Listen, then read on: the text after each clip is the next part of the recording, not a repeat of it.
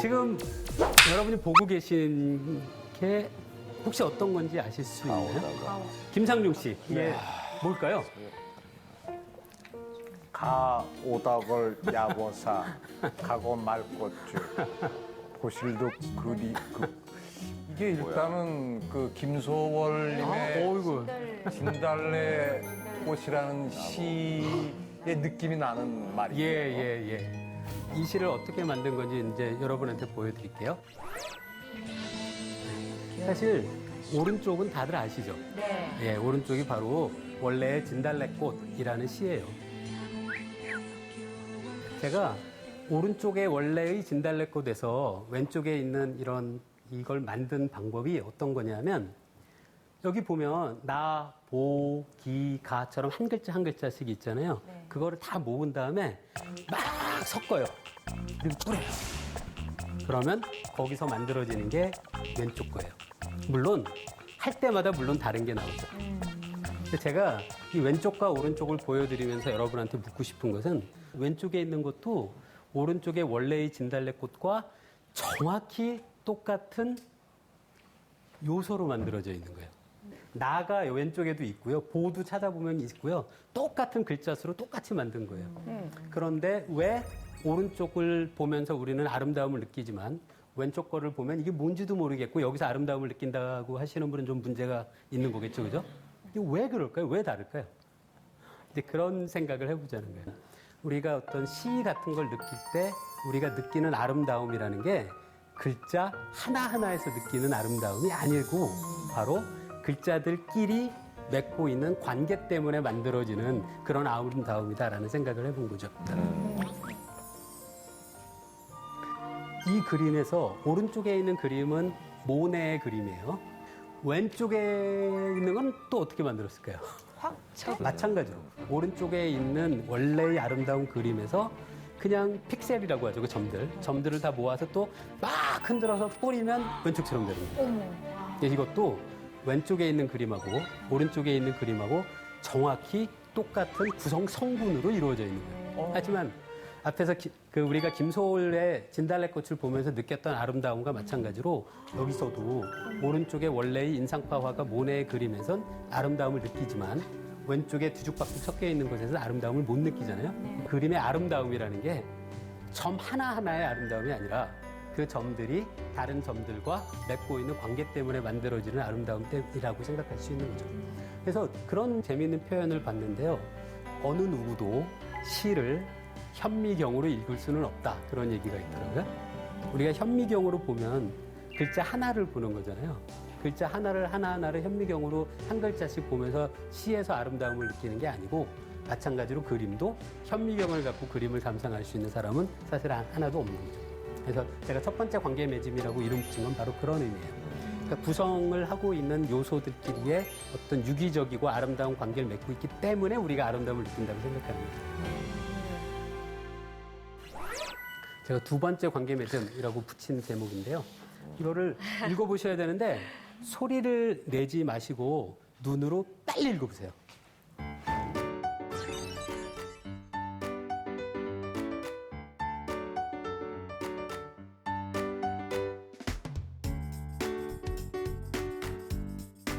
한번 빨리 읽어보고 그 다음에 천천히 읽어보시면 보이는 게 다른 거를 알 수 있어요. 문자로 되어 있는 어떤 정보를 읽을 때는 알려져 있는 게 뭐냐면 이렇게 뭉터기로 봐요.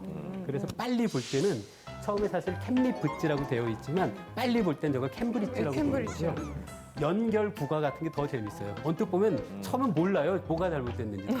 자세히 보면 제가 뒤집혀 있다는 걸 알 수 있고요. 엉망진창. 엉징창망. 그렇죠. 나중에 보면은 아니 저기 정말 뒤죽박죽 섞여 있는데 저걸 왜 처음 봤을 땐 몰랐을까 그런 생각을 할 수 있어요. 그죠? 네. 처음에 빨리 읽었을 때랑 천천히 우리가 한 글자 한 글자 읽었을 때랑 우리가 느끼는 게 달라요. 즉 똑같은 대상인데 그 대상을 우리가 어떤 방법으로 읽는지에 따라 우리가 느끼는 게 다른 거죠. 그래서 제가 여기서 두 번째 관계 맺음이라고 했던 그 이유는 여기서는 이제 관계가 바로 우리가 여러분이 보고 있는 이 대상과 여러분 사이의 관계인 거죠.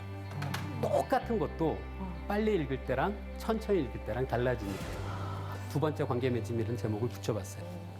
이건 아까 보여드렸던 그 모네의 그림인데요. 이 모네의 그림에 보면 왼쪽에 예쁜 꽃을 들고 있는 아이가 있어요.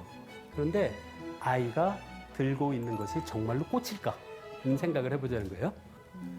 화가가 그린 거는 맨 오른쪽에 그냥 물감 덩어리예요. 그럼 빨간색을 뒤죽박죽 칠해놓은. 그런데 그걸 보면서 저 물감 덩어리를 예쁜 아이가 들고 있는 붉은색 꽃이다 라고 느끼는 건 우리의 여러분인 거죠. 그러니까 이것도 마찬가지로 제가 작품과 작품을 보는 사람의 관계로 만들어지는 그런 아름다움을 느끼는 거라는 뜻에서 두 번째 관계 맺음이라는 말을 붙여봤습니다. 그러니까 제가 생각하는 첫 번째 관계 맺음이라고 한 거는 우리가 보고 있는 대상을 구성하는 구성 요소들 사이의 관계 맺음이고요. 두 번째는 보여주는 대상과 보는 우리 사이의 관계도 있고요.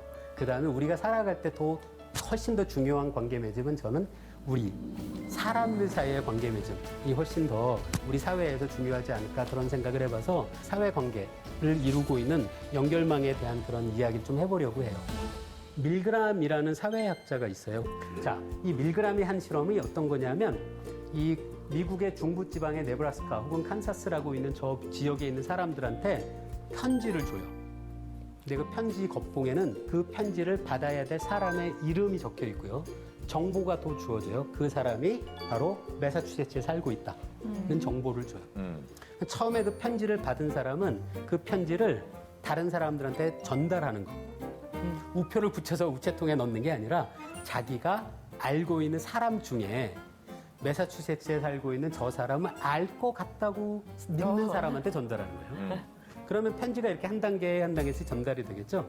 그래서 결국 네브라스카, 캔사스, 이 미국의 중부지방에서 출발한 편지가 인편, 사람을 통해서 전달돼서 결국 매사추세츠에 있는 주식 중개인이라고 알려져 있는데요. 그 사람한테 전달된 편지들을 분석해 보니까 두 사람 사이에 그 경로를 연결하는 사람의 숫자가 5명이면 된다는 거예요. 적다. 좋네.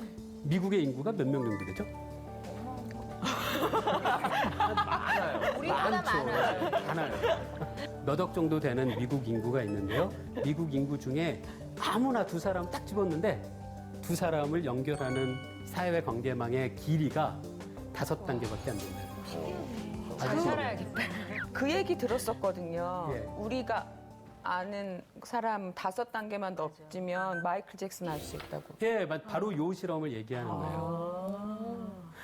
네, 저 똑같은 실험을 하는데 첫 번째 편지를 미국 사람이 아니라 여러분이 받았다면 매사추세츠에 살고 있는 저 사람한테 몇 단계에 전달이 될 것 같아요? 7단계? 왜 7단계라고 생각하셨어요? 그냥 그 정도면 전달될 수 있어요. 미국 안에만 가면 5단계예요. 미국 안에만. 여기 계신 분들 거의 다. 한 분은 미국에 아는 사람 있지 않아요? 교포 만나면 한 명은 있어요. 6단계면 되죠. 여러분부터 출발해서 미국까지 한 단계, 그 다음 미국 안에서 5단계. 사람이 늘어나도 단계의 숫자가 아주 느리게 증가해요. 혹시 미국에 아는 사람 한 분도 없으면 절 주세요. 그럼 몇 단계죠? 7단계. 별로 안 늘어난다. 미국하고 전 세계로 생각하면 인구가 10배는 넘게 차이가 나요. 그런데 단계 숫자는 딱 한 단계만 늘어나잖아요. 그게 아까 사람 숫자하고 성씨의 숫자를 비교한 거는 놀라울 정도로 비슷한 걸 눈치채실 수 있죠. 그게 수학적으로는 정확히 똑같은 함수꼴로 기술되기 때문에 그래요. 사실 이 실험을 여러분도 같이 한번 생각해 볼 수 있는 게 하나 있어요. 여러분들이 주말에 전화해서 우리 커피 한잔 할래? 라고 이야기할 수 있는 사람. 김한석 씨는 몇 분 정도 돼요? 전화번호에 뭐 1000개가 넘게 있는데요. 예. 커피 먹자고 하자면 몇 안 됩니다. 그렇죠. 전화번호부에는 1000개면 정말 많이 계신 거예요. 그런데 사람들이 맺고 있는 사회관계의 연결망도 마당발이 있어요. 한번 여러분도 그런 거 실험해 보실 수 있어요. 여기 이렇게 여러분들이 같이 계시잖아요. 이 중에 마당발이 누굴까라는 거를 찾아낼 수도 있어요. 어떻게 해요?